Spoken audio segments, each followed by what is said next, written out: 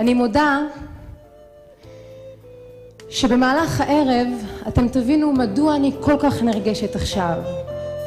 מי שמכיר אותי כאן יודע שזה לא הפעם הראשונה שאני עומדת על הבמה, וזאת לא הפעם הראשונה שאני מלכה ערב, זאת לא הפעם הראשונה שאני נותנת הרצאה, אבל הפעם זה שונה יותר.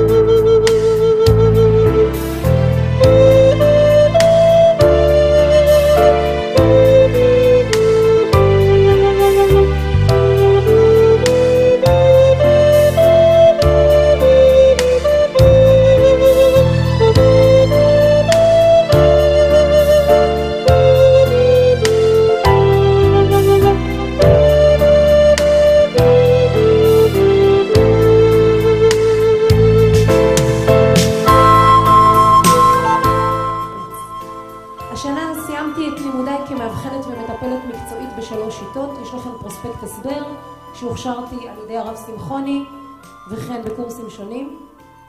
בנוסף אני מאמנת אישית להצלחה, להעצמה, וכרגע ממש בתור המשך הלימודים בכל הנושא הזה.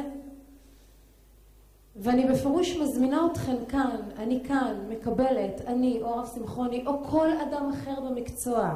חשוב מאוד שאתן אלה שתתחברנה לאדם הנכון שמבין אתכם. אתן רוצות מטרה? לכנה. אתן לא מצליחות? קבלנה אימון אישי. זה עובד, זה מצליח, זה פשוט נס. אני אומרת לכם, זה נס, זה לא יאומן.